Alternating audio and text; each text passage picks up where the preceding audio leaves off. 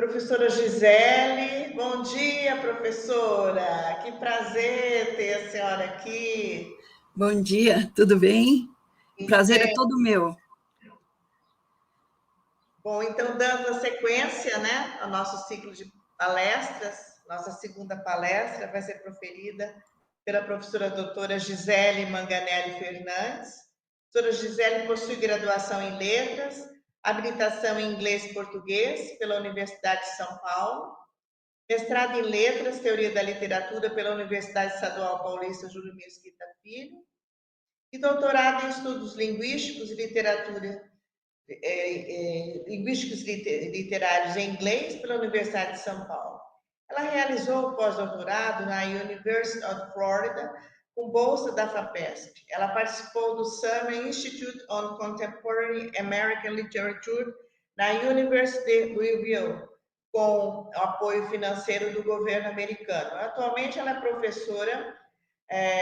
professora associada 2 da Universidade Estadual Paulista Júlio de Mesquita Filho, campus de São José do Rio Preto. A professora coordena os convênios da Unesco, com a University of Louisville e The Ohio State University. Ela foi coordenadora do programa de pós-graduação em Letras da Unesco, do campus de São José do Rio Preto.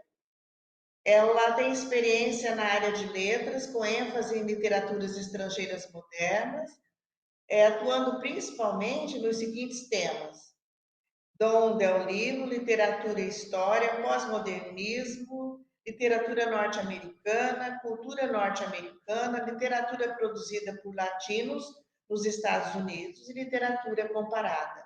Professora Gisele, é com muito prazer que nós recebemos a senhora. Muito obrigada por aceitar nosso convite, né? É uma honra tê-lo aqui nessa manhã. A senhora fica à vontade para proferir a sua palestra. Obrigada. Gostaria de, em primeiro lugar, dar bom dia a todos e todas, agradecer imensamente a professora Vânia Guerra por este convite tão honroso e poder participar desse evento importantíssimo a respeito de Glória Anzaldúa. Eu queria agradecer imensamente a toda a comissão organizadora do evento, porque o trabalho é imenso, não é? Para organizar um evento internacional de tamanha importância. E eu gostaria de deixar aqui também meus cumprimentos a todos que estão nos assistindo nesse momento, e gostaria também de deixar um grande abraço ao nosso querido amigo, professor Paulo Nolasco, da UFGD, né? Nós todos temos um apreço muito especial pelo professor Paulo Nolasco. So I would like to say that I'm delighted to be here this morning to talk about Glória Anzaldúa. It's a great pleasure and honor to be here, and I'd like to thank Professor Vânia Guerra for the invitation, and also send my best regards to Professor Paulo Nolasco, a dear friend of ours. And also, I would like to thank the organizing committee. This is a very important event, talking about, which is related to Glória Anzaldúa, this Chicana writer, right? So important to our contemporary studies. Eu gostaria de share my screen. Eu queria compartilhar meus slides. Eu vejo aqui que tem compartilhar. É só clicar aqui e tudo bem? Isso mesmo? Ok, Marlon. Obrigada, Isso, Marlon. Ele está aqui acompanhando. O Marlon está nos acompanhando, professora. Isso. Perfeito. Agradeço muitíssimo também ao professor Carlos, professor João, com os companheiros de mesa aqui nesse momento. Muito obrigada. Thank you very much, Professor Carlos and Professor João. Okay, let me share my screen. Let me see if this is going to work. Yes? Vai aparecer a liberação lá e o Marlon vai poder compartilhar na tela principal. A senhora tem duas opções aí, que é utilizar a tela É compartilhar. Peraí, deixa eu colocar aqui, compartilhar. Aí fica tela cheia. Isso, perfeito. Isso. Ok, aí a senhora pode escolher a apresentação.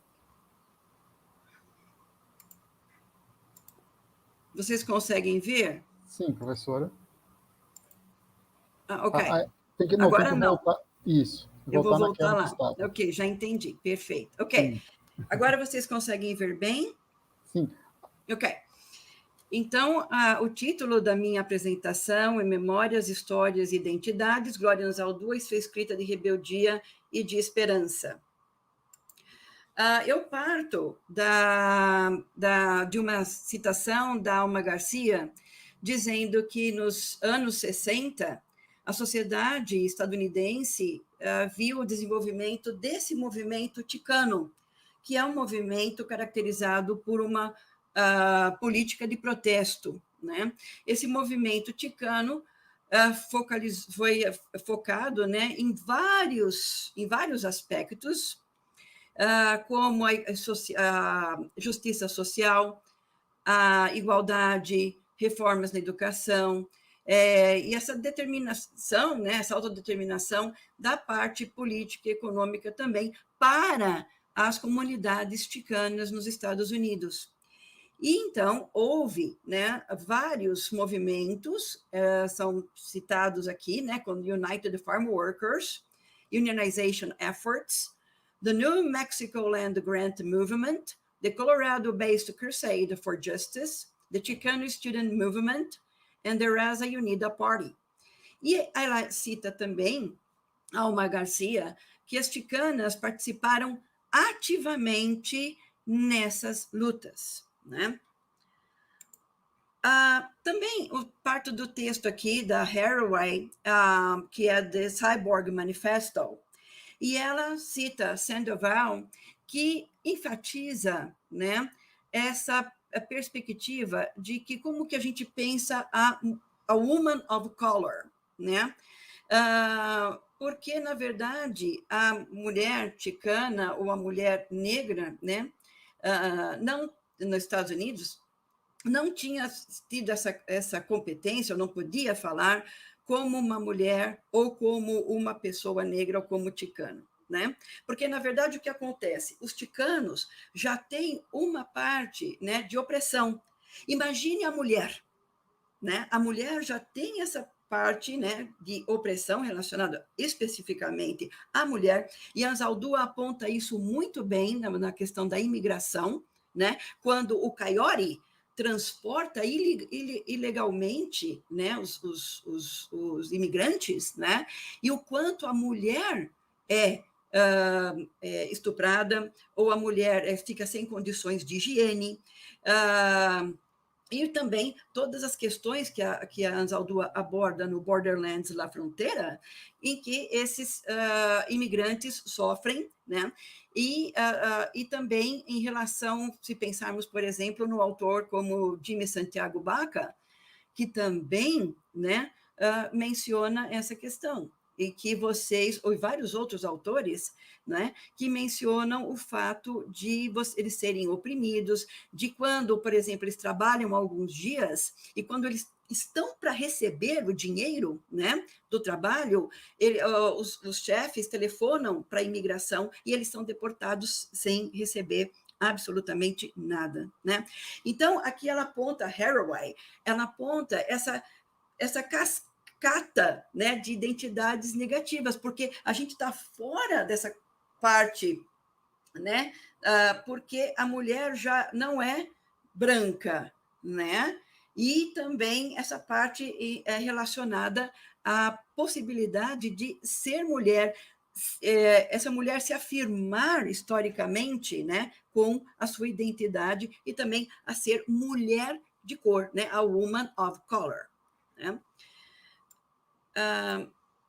E eu vou partir de uma citação aqui do próprio livro da Anzaldúa, né, Borderlands La Frontera, de Nu Mestiza, em que ela fala: While the tongues cannot be tamed, they can only be cut.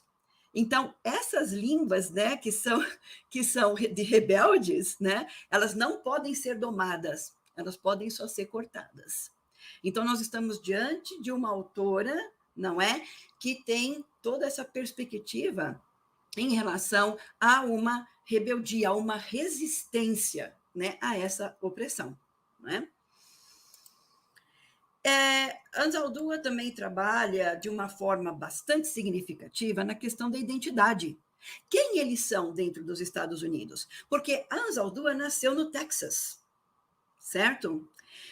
Mas ela é descendente de mexicanos, certo? E ela, quando ela se lembra muito bem de quando ela estava na escola e a professora falava assim, você tem de falar, né, inglês, né? Essa falava American, né? Se você vai falar espanhol, se você falar Mexican, né? Você volta para o México, né? Então, essa questão linguística é importantíssima aqui, não é? E você tem essa parte também de quando ela foi estudar na Pan American University e queriam tirar eles faziam um curso lá de spoken English, né? Para quê? Para tirar o sotaque deles, certo? Então observem que eles têm essa questão da identidade hifinizada. Quem eles são, né? Mexican American, como que isso se processa, né? Por exemplo, a Pat Mora tem um poema, a escritora também chicana, Pat Mora, em que ela fala, eu escrevo super bem espanhol, super bem inglês, não é? Mas eu falo bem as duas línguas, mas eu não sou vista como estadunidense pelos estadunidenses e eu não sou vista como mexicana pelos mexicanos, né? Então, em que lugar eles estão? E aí tem essa citação que eu trago do Borderlands, que La Fronteira, que é, se lhe perguntas a minha mamá, que eres? Te dirá, sou mexicana? My brothers and sisters say the same, né? Então, se pergunta para a mãe, né, para minha mãe, quem você é? Sou mexicana, né? E os irmãos dela e a irmã também vão dizer isso. Mas ela, Anzaldúa, né, vai dizer, sou mexicana, aí sou ticana, sou terrana, mas, na verdade, ela é ticana, terrana, lesbian, feminist, né? Ela tem uma série de lutas aí, né, em relação à sua identidade, né? But I identified as raça, né? Então é raça antes, né? Essa raça, né? Antes de ser mexicana ou ticana, né? E nesse aspecto eu acho importante a gente observar que você tem a questão do ticano e hoje a gente tem usado muito mais Latinx, né? Porque essa questão toda de gênero também que foi abordada pelo professor William e foi questionado também a esse respeito, e o professor João também mencionou isso com muita propriedade, né? E aí a gente pensa nessa questão da border, né? Porque você tem uma fronteira física, certo? The US and Mexican, the US Mexico border. Você tem a fronteira física ali, né?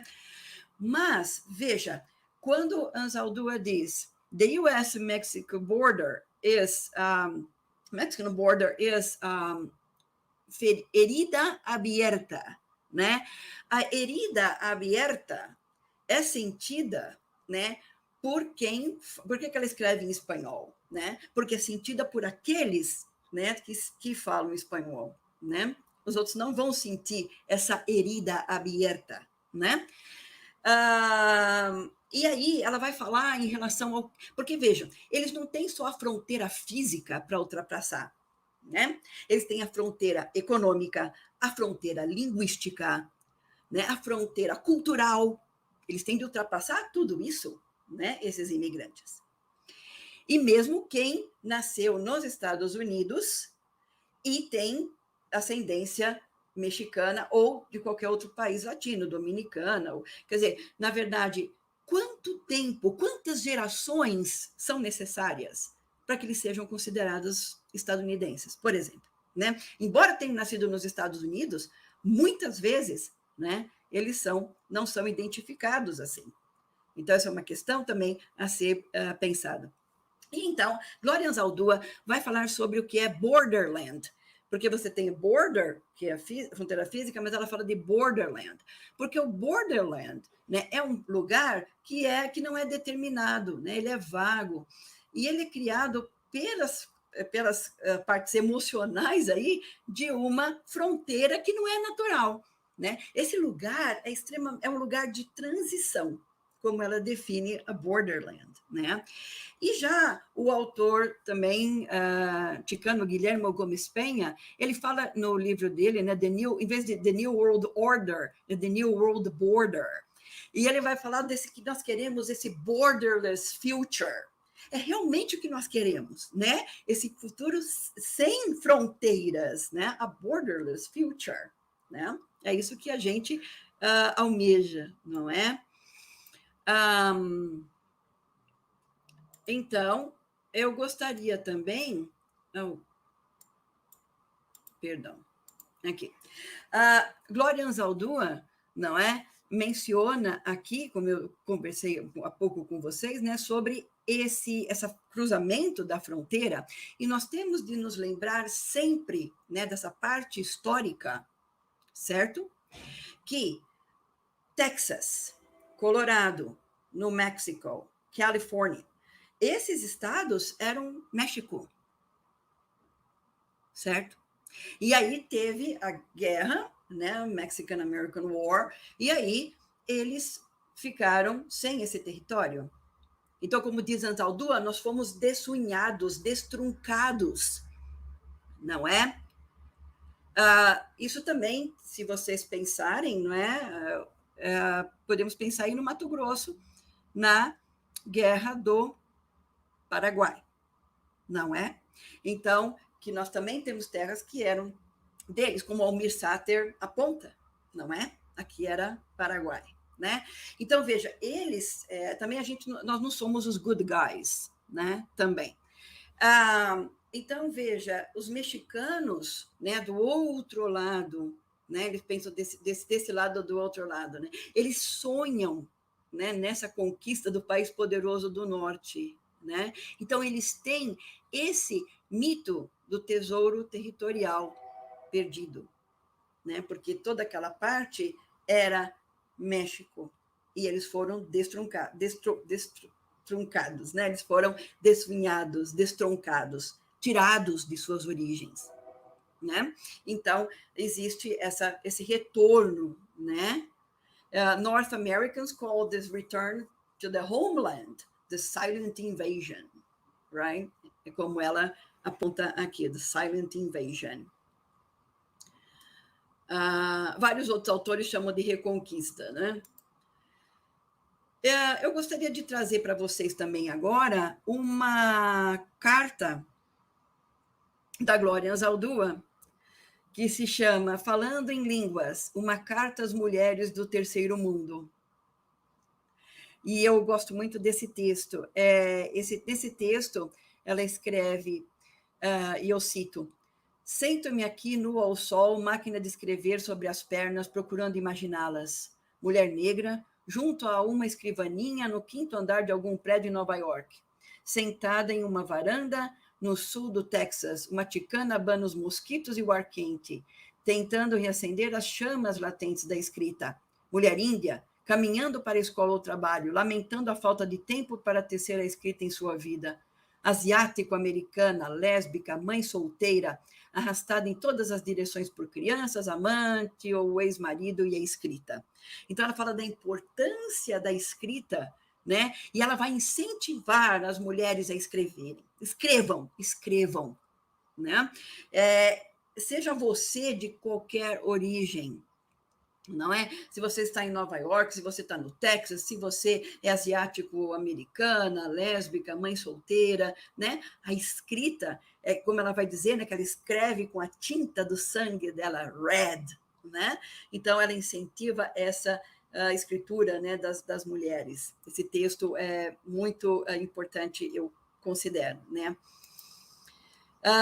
E aí ela continua nessa mesma carta, né?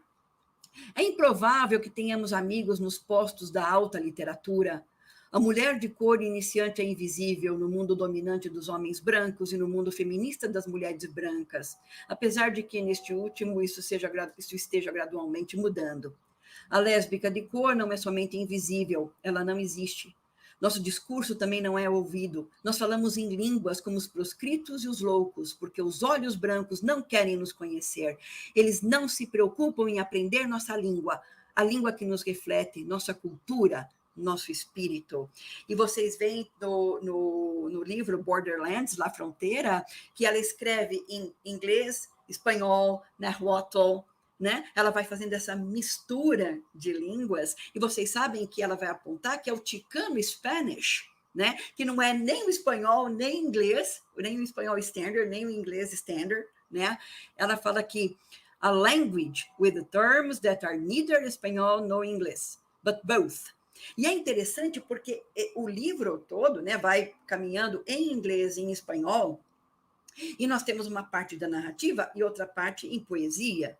Então, aí você tem a mistura dos gêneros, também estão né, nesse aspecto. E como vários autores, né, latinos nos Estados Unidos, eles misturam o inglês e o espanhol. Né? Eles, como o Laviera, por exemplo, aponta, né, ele pensa em espanhol, mas escreve em inglês, por exemplo, não é?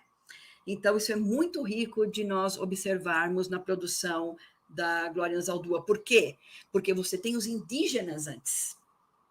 Não podemos nos esquecer disso, jamais. E ela fala, essa terra foi Indian antes e vai voltar a ser, né? Vai ser sempre indígena, né? Então, você tem os indígenas antes, e depois aí você tem, né, os espanhóis, e agora eles moram nos Estados Unidos, né? E aí, ela, continuando nessa questão linguística, ela fala que eles usam anglicismos, né, que eles trouxeram do inglês. E é muito interessante observar isso, porque em vez de falar pelota, eles vão falar bola, né, que é do ball, carpeta, from carpet, máquina de lavar, em vez de lavadora, né, porque é washing machine, né, e também eles usam cookear, de cook, watchar, para watch, né, parquear, né, para parquear, e para park, né, estacionar o carro, né, parquear, e rapear para rape, né?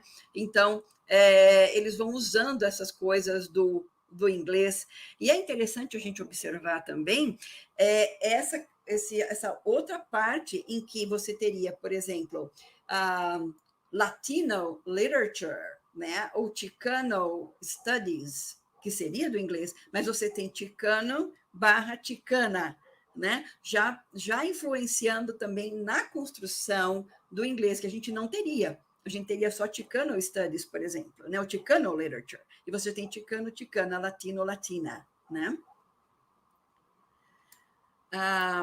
Gostaria também de trazer aqui, ainda da parte da carta, né, que eu mencionei anteriormente,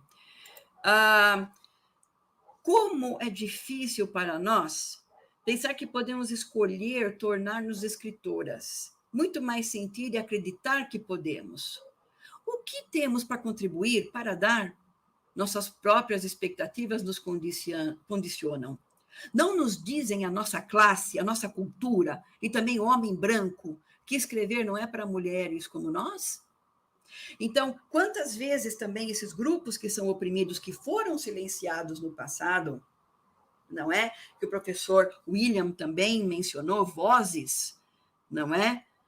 Que não foram ouvidas no passado e agora são, e desses grupos, como foi dito a eles, né? Ó, vocês não podem, isso não é para vocês. E não estou dizendo que isso ocorra só no passado, isso ainda é real, né? Na verdade, o que nós temos de ter é que todas as pessoas tenham oportunidade de poder colocar os seus talentos em prática, não é?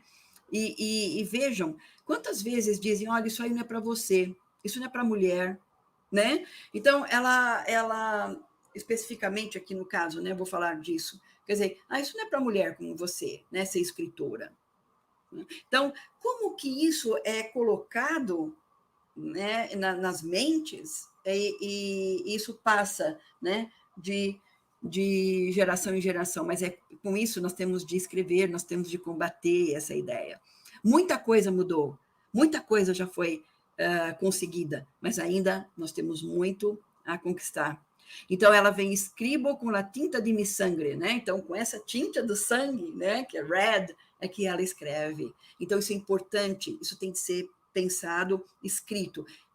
E não podemos acreditar nesses limites, né? Que nos são impostos assim. Não, nós podemos. Ela fala aqui, né? Sentir e acreditar que podemos.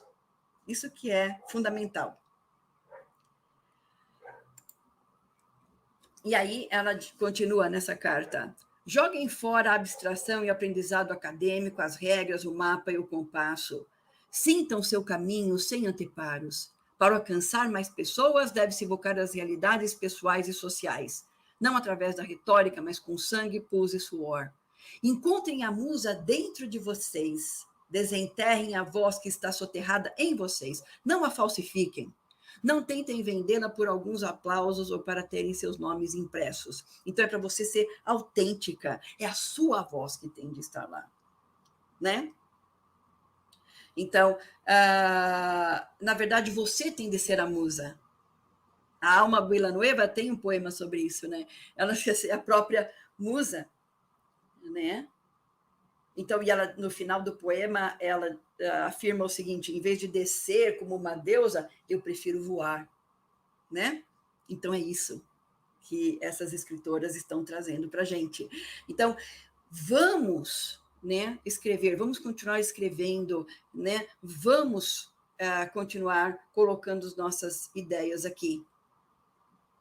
Não vamos desistir, jamais. Né? E eu gostaria de apontar, como vocês bem sabem, né, há vozes sempre bastante conservadoras em algumas áreas, né, e nós podemos pensar justamente na questão linguística aqui, né, que sempre tem, e eu vou trazer, como o professor William também trouxe, né, Mignolo, sempre o Walter Mignolo, com a sua extrema competência nesse aspecto para nos ajudar a pensar, né, esses autores. Gostaria de mencionar primeiro Newt Gingrich, um político estadunidense, e que ele afirma que a educação bilíngue ela confunde as pessoas, né? Na hora que ela vai procurar novos modos de viver. E isso novos modos de pensar, perdão, né? Então, a educação bilíngue confunde a pessoa. E aí, confunde as pessoas, né? E aí, é difícil a gente pensar nessa dualidade, e aí a pessoa não vai ter, né, uma adaptação ou uma forma de viver, né, nos Estados Unidos que não seja condizente com aquela, né, com o American Way of Life, né? Essa é uma posição do Newt Gingrich. Ele tem um livro chamado To Renew America. But then, aí a Anzaldúa fala da importância de se manter tradições. Eles têm de manter as tradições deles, isso não pode ser esquecido, né? Porque, vejam, eles vão para a escola e vão acabar falando inglês, claro. E aí acabam esquecendo suas tradições. E ela diz que não, nós temos de ensinar isso, eles precisam, essas tradições têm de ser mantidas, não é? E o Mignolo vai trazer a sua noção, né, o seu conceito aqui, importantíssimo do bilinguajamento, que está acima, né, dessa relação entre os Estados-nações. Então, vejamos, cito Mignolo: enquanto o Estado-nação promove o amor para com as línguas nacionais, o amor do bilinguajamento nasce das e nas periferias das línguas nacionais e nas experiências transnacionais. E o Mignolo até pergunta: o que adianta uma língua nacional no mundo transnacional? É uma das questões que Mignolo nos coloca para que nós possamos refletir a esse respeito, né? O bilinguajamento é um tipo de amor mais próximo do previsto por Freire para a pedagogia dos oprimidos do que do amor às línguas nacionais encorajado pelos Estados-nações. Então, a gente pensa nesse bilinguajamento, que seria essa forma, né? É o tipo de amor mais próximo do previsto por Freire para a pedagogia dos oprimidos. E aí, a Glória Anzaldúa, no Borderlands, La Fronteira, ela aponta vários, ela analisa várias questões, mas uma delas, né, em relação à cultura, porque ela diz a cultura é feita por aqueles no poder, os homens, né? Os homens fazem as regras e as leis, e as mulheres transmitem.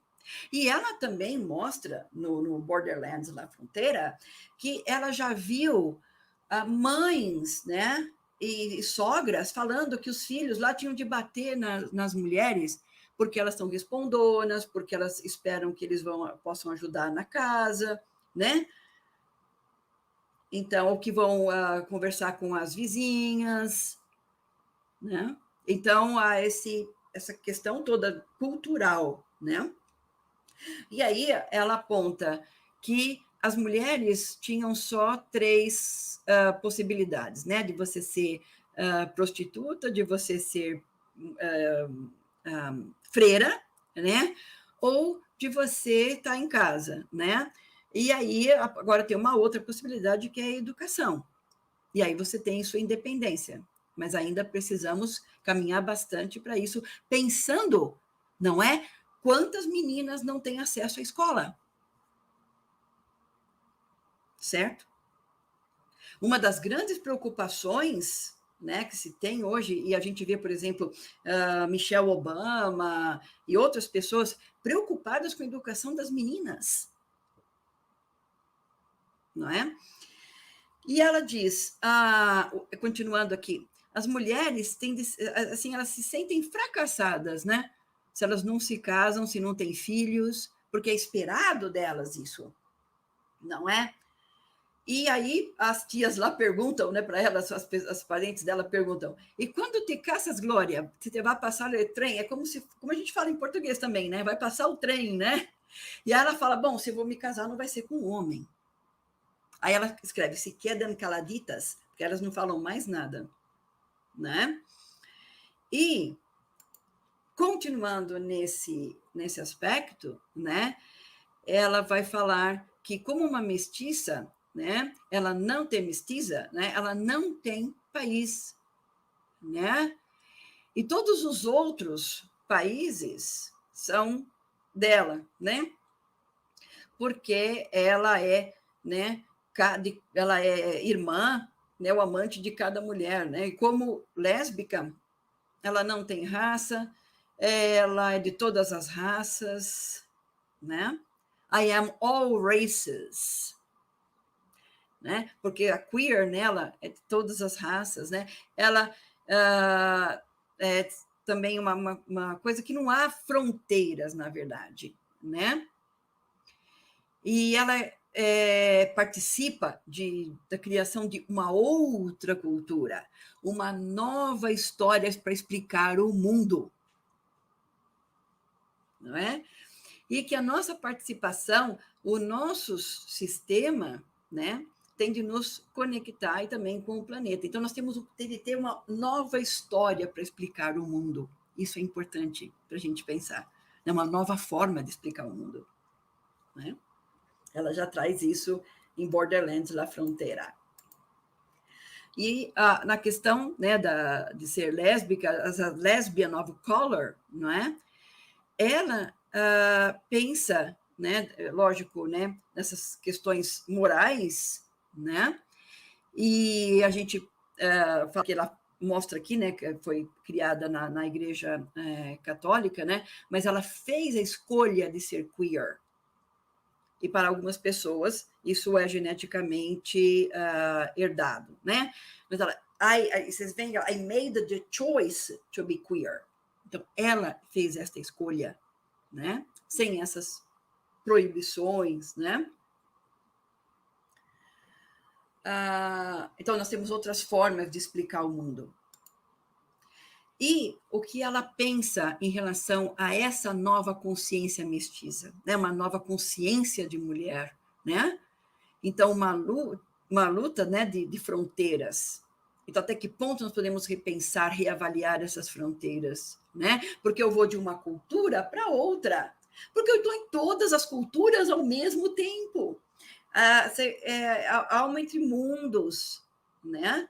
Tem a coisa do contraditório, e estou em todas as vozes, estou norteada por todas as vozes que me falam simultaneamente.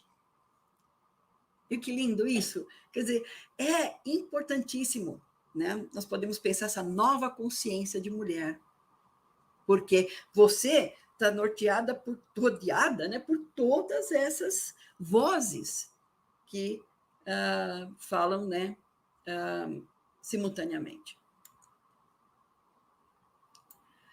Tudo bem até agora?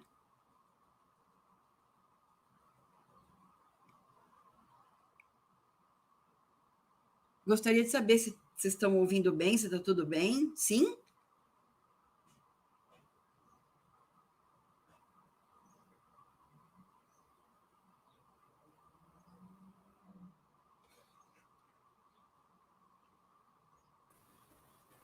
Oi, professora.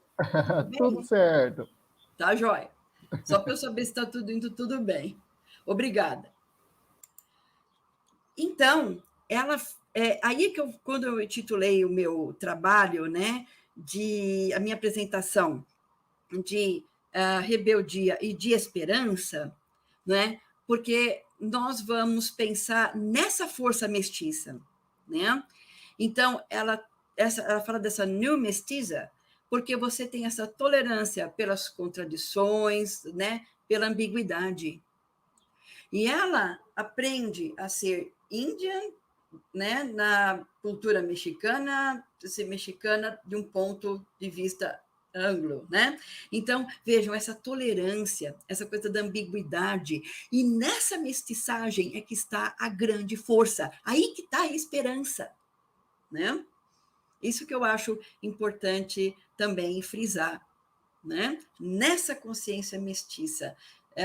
E aí você tem esse desenvolvimento, né? Desenvolvida a sua tolerância pelas contradições, pela ambiguidade também, né? Em relação às questões do color, né? Da skin color, né? Da cor da pele, né? Eu trago aqui uma citação do Yuval Harari, e Harari aponta o seguinte, que nós temos o corpo humano, né, o corpo latino, africano, chinês, né? A cor da pele importa muito. Se você está andando em Nova York, né, com muita melanina, né, na sua pele, a polícia pode te ver com uma certa suspeita, né? Mas aí, se a gente pensar, né, uma suspeita extra, né? Mas se você pensa na cor da sua pele, né? Historicamente, como é que a gente pode avaliar isso, né? A polícia vai ver a sua cor de pele, né? Vai suspeitar por causa da história, né? Então, assim, os apoiadores do presidente Obama diriam o seguinte, que esse preconceito da polícia é um legado infeliz de crimes históricos como a escravidão. Já os apoiadores do presidente Trump, né, diriam que essa criminalidade negra, né, black, é um legado infeliz de erros históricos cometidos por brancos liberais, por liberais brancos e pela comunidade negra. Então, vocês veem aí duas perspectivas históricas, né? E Harari aponta o seguinte, olha, se você é um turista que vem de Delhi, né, e você não sabe nada sobre American history, sobre a história dos Estados Unidos, você vai ter de lidar com as consequências dessa história. Embora você seja de outro lugar, não entenda, pode não entender de história dos Estados Unidos, mas você vai sofrer as consequências dessa história, né? Isso é apontado por Harari. Eu gostaria de trazer também agora Jorge Ramos, que é um jornalista, e também numa fala de esperança, né? E ele aponta, muito interessante, né, quando a gente tem o primeiro African American President, né, que é o presidente Obama, e ele fala, Ramos, eu cito Ramos, como Barack Obama, o primeiro presidente latino, a primeira presidenta latina, hispana, será mestiça, no mestiço, né? Aí está a sua força. Então, exatamente, Ramos vai falar disso, né? Dessa força da mestiçagem. Aí é que está a força, é aí que tem a esperança. É a união dos opostos, né, que está aí a sua originalidade. Não vai ter de se definir como norte-americano ou como latino, serão as duas coisas, sem justificativas, né? E no seu sobrenome vai estar as suas raízes, a sua história. Será, ao mesmo tempo, indígena, europeu, anglo-saxão, latino-americano, tudo junto, de forma que não dá para distinguir, né? Então, eu acho muito interessante essa perspectiva que Jorge Ramos nos traz, né? Sobre um primeiro presidente latino nos Estados Unidos, por exemplo. É claro que eles têm conseguido eleger, né, governadores, prefeitos, representantes, né, no Congresso, etc. Mas aqui Jorge Ramos pensa num presidente latino, né, já que tiveram o primeiro African American President, que foi o Barack Obama. E aí eu gostaria de terminar com esta parte, né, do poema do Borderlands, La Fronteira, quando a Ansaldúa traz esse poema Dongivin Chicanita, né? E é para a gente nunca desistir, né? Porque ela vai dizer, sim, em alguns anos ou séculos, né, a raça vai subir. Carrying the best of all the cultures. Então, essa mistura das culturas, o melhor de todas essas culturas vai estar lá. E aquela serpente que estava dormindo, né? Rebelião, evolução, revolução vai aparecer. E aí, como a serpente, a pele cai, né? A pele é trocada, essa pele, né, vai cair, né? Dessa parte do tempo de escravidão, né, dessa obediência, de tudo aceitar, né, de aceitar tudo, desse silêncio, né? E nós vamos nos mover, né? E então você vai ver, né, que a gente vai ter esse movimento, essa nova forma de ver o mundo, de pensar o mundo, né? Então essa parte da obediência, de a gente andar curvado, isso tudo vai acabar, né? Então, essa mensagem de esperança da Glória Ansaldúa, né? Eu trago aqui as referências, né, que eu mencionei ao longo da apresentação, e eu gostaria, mais uma vez, de agradecer a oportunidade de estar com vocês esta manhã. Estou à disposição para perguntas e estou às ordens de vocês, sempre.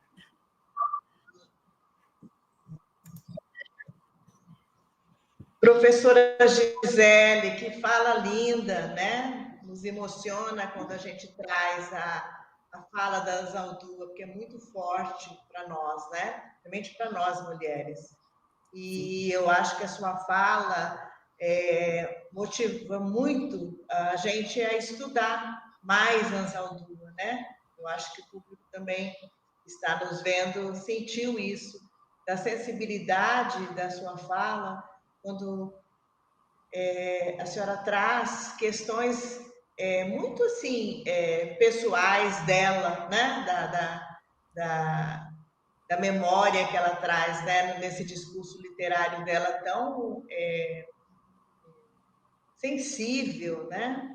Eu acho que a sua fala contempla muito isso, essa vontade da gente ler Anzaldúa, de ir ao texto, né, dela para refletir sobre as nossas questões, né, pessoais, interpessoais. Parabéns, eu gostei muito da sua fala. Eu acho que eu que sou da linguística, né, eu acho que a senhora traz questões linguísticas importantes aí, né, que precisam mesmo serem revisitadas aí. Parabéns, tá? Gostei muito, muito feliz de tê-la aqui nessa manhã, viu, professora? A senhora é uma referência para nós. O professor Paulo sempre fala, né, da senhora aí do Preto. Ele não está aqui por motivos, né, de saúde, mas a senhora é muito querida aqui no Mato Grosso do Sul, viu? Pelos Eu agradeço. Nolascos. Eu agradeço imensamente essa oportunidade. A honra é toda minha, pode ter certeza disso. E me dá muita alegria falar da Anzaldúa e todas essas questões que eu consegui abordar nesta manhã com vocês. Eu agradeço muitíssimo o convite, fico muito honrada, muito feliz de poder contribuir com o evento e espero que tenha realmente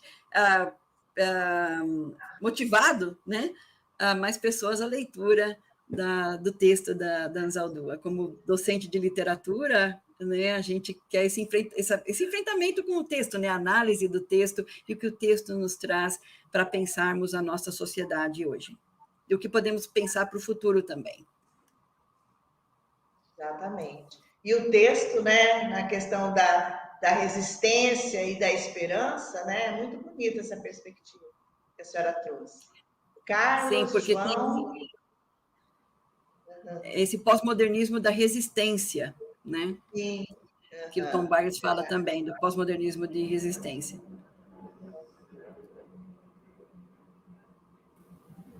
Agradecer, professora. João, quer fazer uma fala antes, para depois eu conduzir? Ok.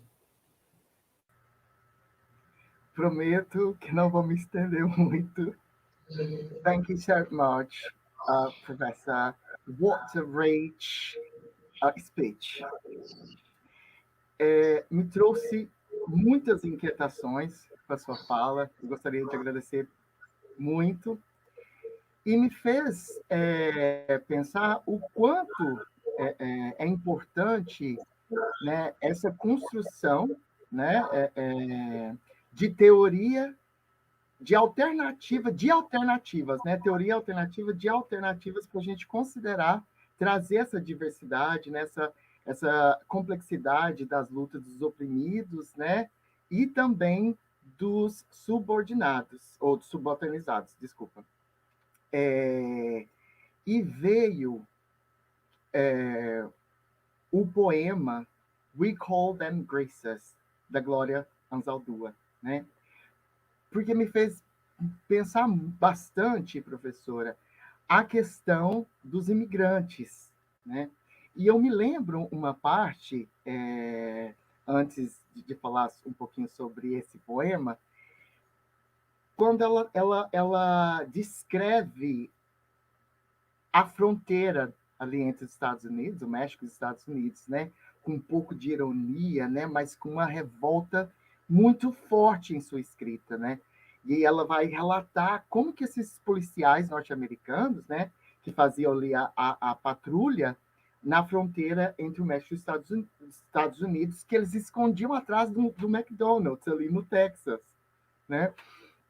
E eles faziam essas armadilhas, né, ao longo das margens do rio, né? E ela até traz que era especificamente debaixo de uma ponte. E ela os chama, né, desses caçadores vestidos de uniformes verdes, né, que procuram por esses refugiados, né, los mojados, né, professora?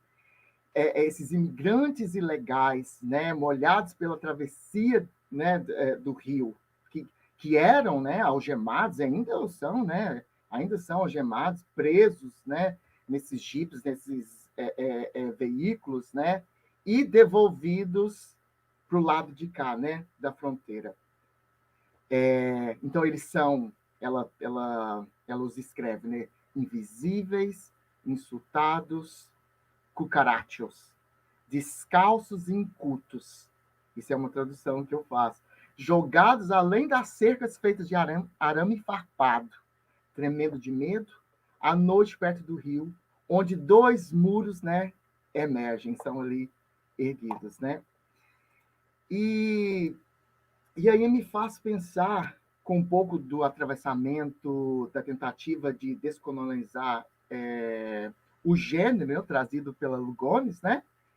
Quando eu penso esse poema, nessa violência heterossexual, né, que trata nessa escrita relatando um estupro, né? Então, a gente percebe esse papel integral, né, que a heterossexualização promove dentro desse processo colonial e, né, essa violência que o imigrante sofre. E isso me atravessa porque quando eu estou em Londres hoje, e quando eu vim para Londres, eu dizia para as pessoas que meu nome era Jake. Então, esse processo falou bastante comigo também. Acho que essa questão da aceitação, né, de querer ser aceito. Não, meu nome é João, mas você pode me chamar de Jake, né? Acho que era uma estratégia para essa minha inclusão no país. Então, professora, muito obrigado mesmo pelas suas palavras.